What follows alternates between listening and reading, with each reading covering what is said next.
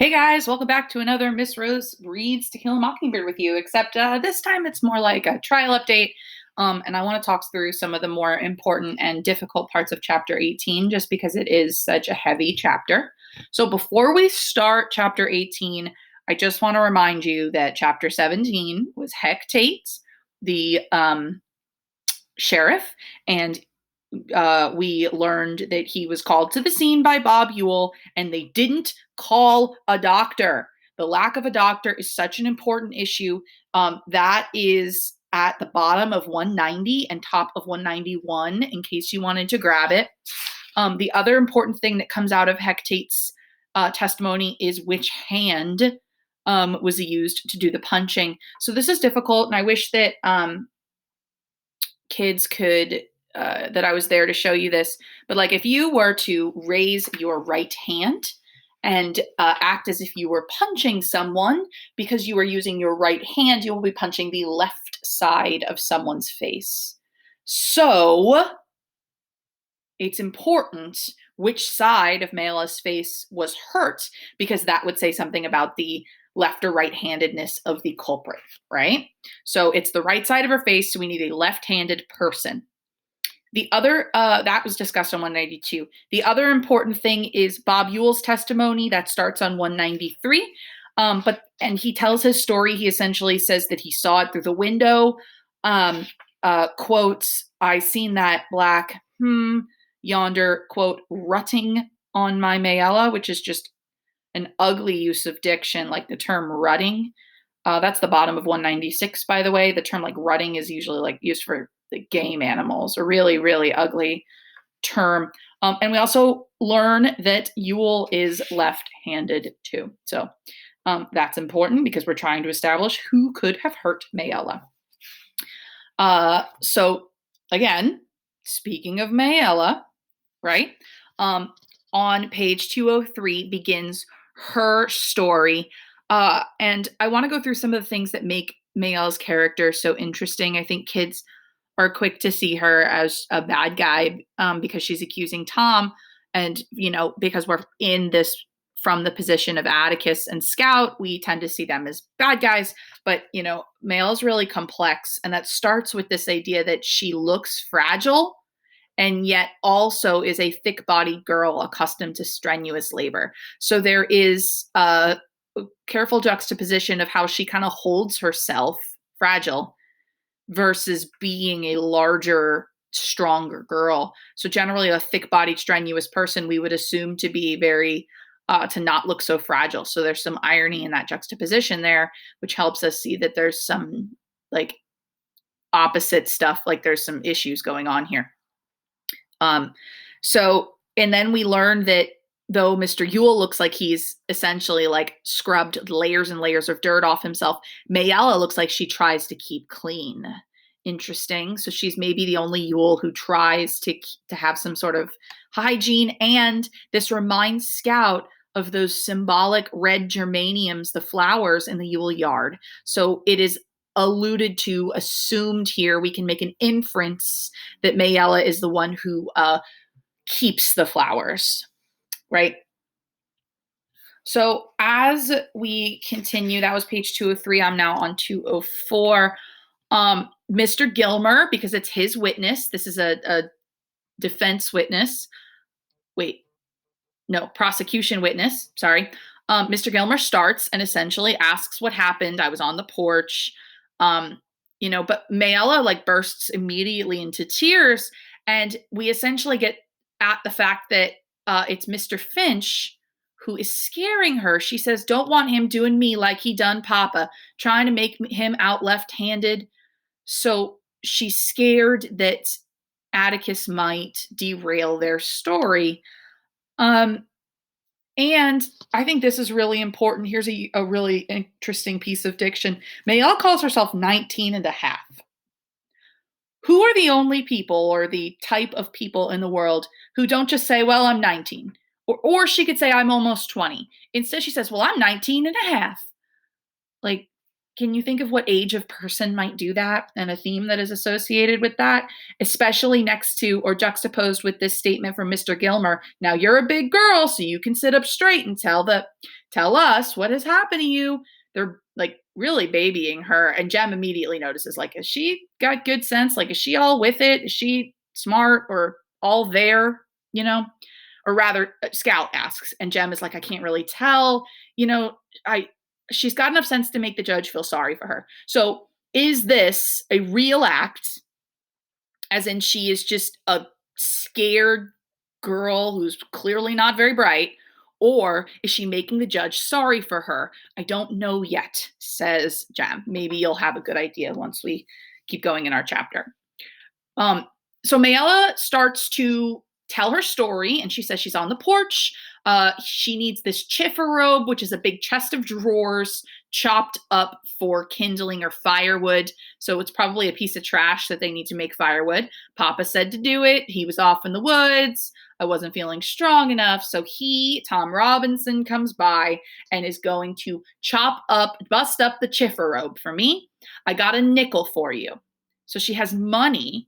This family, interesting, has money to pay Tom Robinson to cut up the chest of drawers. So then she says that, like, one paragraph, here's her whole story. Well, I got the nickel, he got me, cussing, saying dirty, fought and hollered, had me around the neck, he hit me again and again. So she testifies that she went back in the house, and that's when Tom essentially, like, jumped her. Mr. Gilmer makes sure that she screamed and fought, because that would corroborate with the story from Bob Ewell, who says that he heard his daughter screaming. We've got to corroborate evidence, right? I reckon I did. I hollered for all it was worth, kicked and hollered, loud as I could. And then she says she doesn't really remember what happened, which is a pretty normal trauma thing. And Papa was in the room standing over me. Who did it? Fainted, and suddenly Hecate is there. Okay, that's her story, according to questions asked by Mr. Gilmer, the prosecuting attorney. However, apparently Mayella's recital had given her confidence. It was not her father's brash kind. There was something stealthy about hers. Simile, like a steady-eyed cat with a twitchy tail. Like, so she's confident, but in that way that she'll, like, stare you down, but she is clearly, like, twitchy about it. So there's something going on behind that confidence. Good use, creating some suspense, some tension here with that simile. And giving us Scout's point of view on the situation. I expect Big Bad Mr. Finch has some questions to ask you. The state will not prejudice the witness. So, the state or the prosecution is not allowed to call Mr. Finch big and bad, right? Because that perhaps closes the minds of the jury. We want open-minded jurors. But that doesn't stop Atticus. He gets up grinning, and it's time for him to start his cross-examination. He starts by trying to help Mayella feel a little bit more at ease with him. However, there is a deeper purpose here that I think Scout pulls out. So, how old are you, Mayella? I said I was 19. Thank you. He says, oh, I'm old. I can't remember. We know that's not true, right? He's just trying to make her comfortable. But even as he's trying to be very nice, Mayella does not cooperate. She looks at him furiously. Won't answer a word you said long as you keep on mocking me. She says she thinks that he's mocking her. Why? What does that mean? Ma'am, long as you keep making fun of me. Judge Taylor said, Mr. Finch is not making fun of you. What's the matter with you?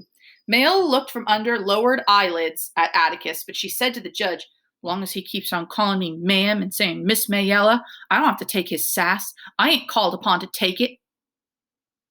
So when Atticus is being kind to her, she sees that as being rude. I think that if you think deeply about this, like, why might somebody think of politeness as being rude? You'd have to assume that they aren't used to politeness, right? And Scout starts to pick up on that. She says here, I wondered if anybody had called her ma'am or Miss Mayella in her life. Probably not, as she took offense to routine courtesy.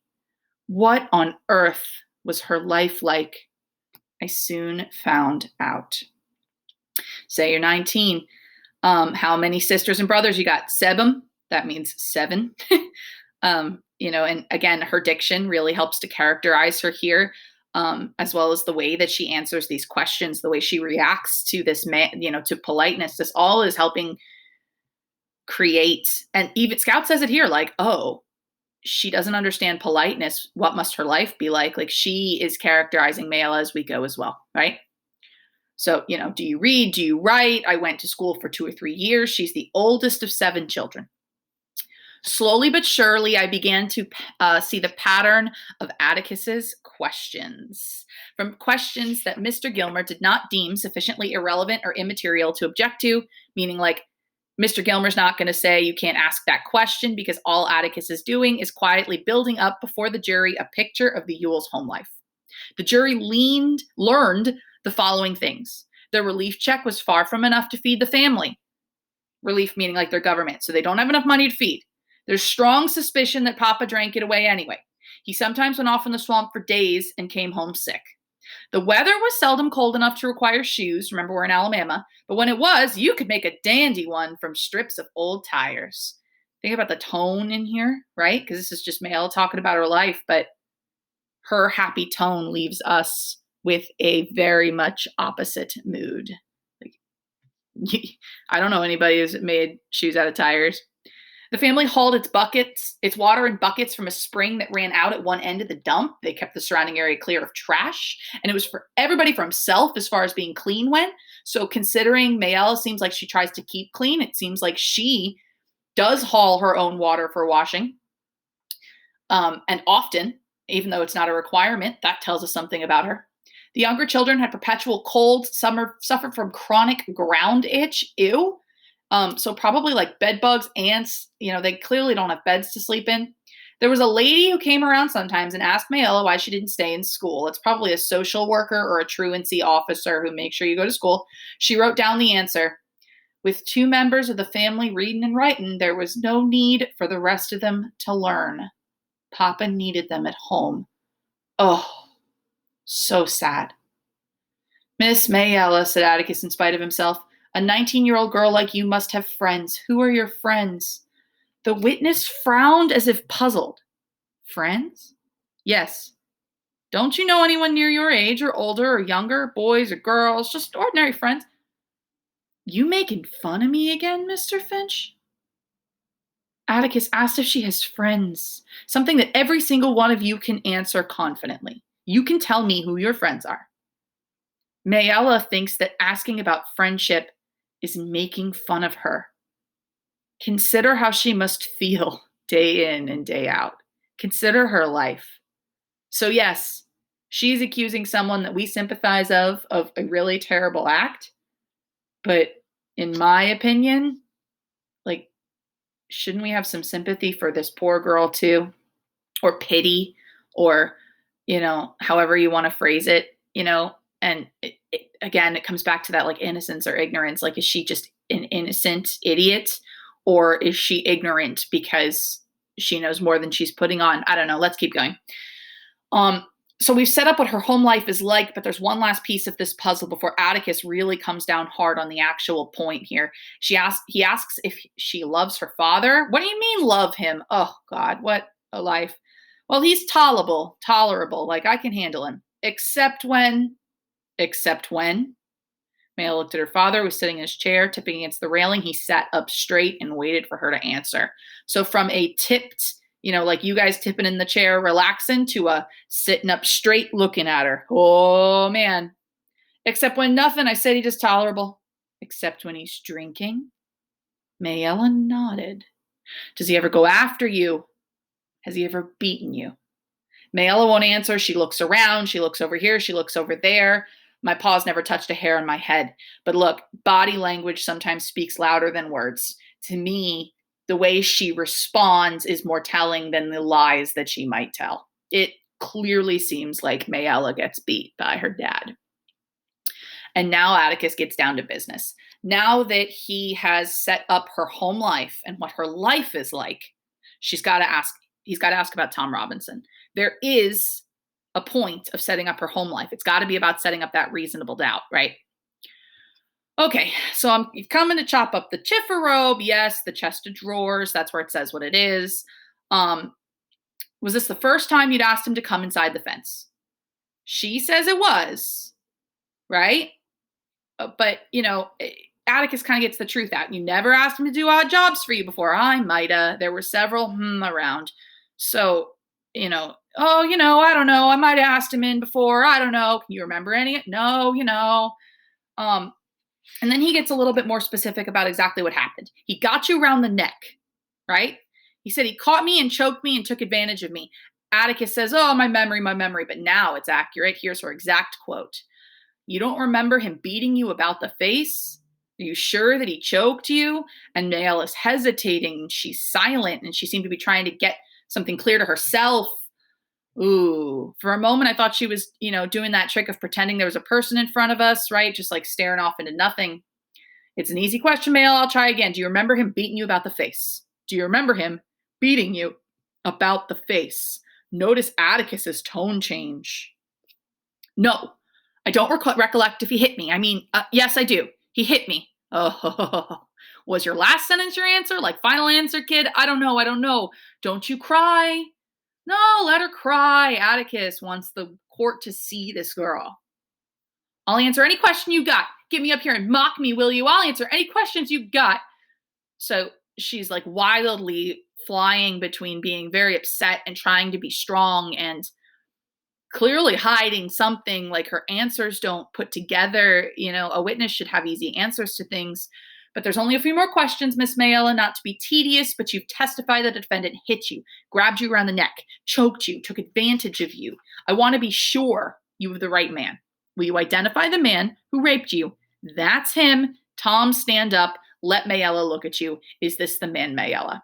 And then we come to this incredibly important piece of information about Tom Robinson, something that makes him physically unable to choke her and punch her on the right side of her face. Therefore, her alibi, or his alibi. Tom Robinson's powerful shoulders rippled under thin shirt. He rose to his feet, stood with his right hand on the back of his chair. He looked oddly off balance, but it was not from the way he was standing. His left arm was fully 12 inches shorter than his right and hung dead at his side. It ended in a small, shriveled hand, and from far away as the balcony, I could see it was no use to him. Scout, breathed Jem. Scout, look, Reverend, look, he's crippled. Reverend Sykes leaned across to me and whispered to Jem, he got it caught in a cotton gin. Caught it in Mr. Dolphus Raymond's cotton gin when he was a boy, like to bled to death, tore all the muscles loose from his bones. So nowadays we would amputate, but at this point in time, like he's a, poor African-American man who's clearly looked down upon, like he doesn't, he makes no money. So his arm just kind of healed itself the best he could. And he has no use of his left arm. So if you think about it, if you pick up your left arm and you go to punch out in front of you, you would be hitting the right side of someone's face.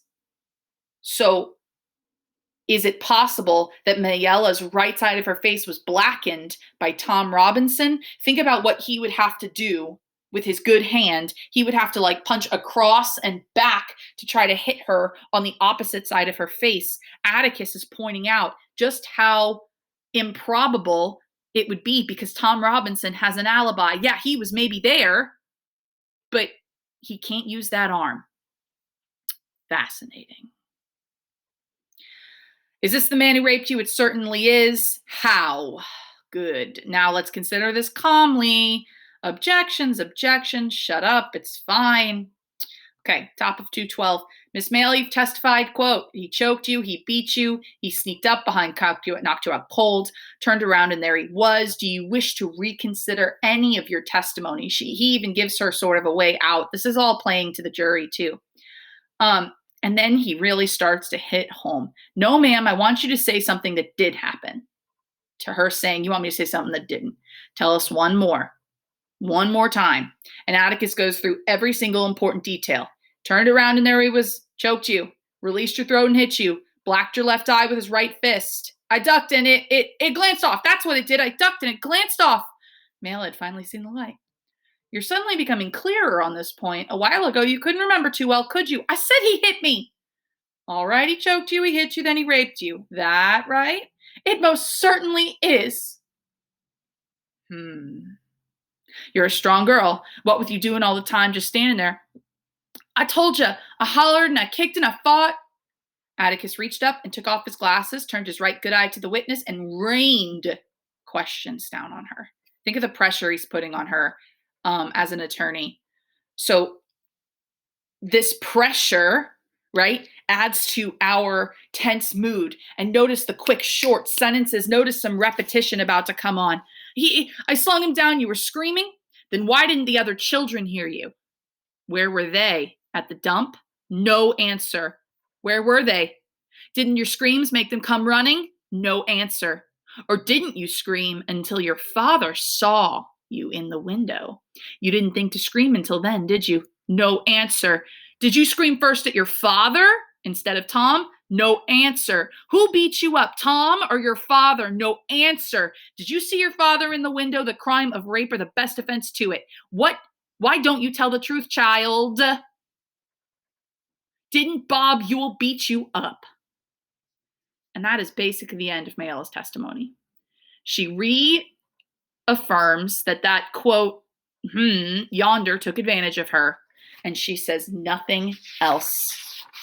All she does is burst into real tears this time, because Atticus had clearly hit her hard in a way that was not clear to Scout. So here's Atticus potentially attempting to prove that Bob Ewell is the one who beat his daughter. But why is still the question. We still don't have the full picture. But they take a recess of 10 minutes. They talk more. There's one more important quote here that Scout says. She has a great metaphor. She says, where is it? Mr. Gilmer seemed to be prosecuting almost reluctantly. Witnesses had been led by the nose as asses are, meaning that like as a donkey is sort of taken by the nose to go where they need to go. She is saying that Mr. Gilmer is sort of leading the witnesses what they need to say, right? But Atticus is going to turn around and be like, no. You led them to these things, but no.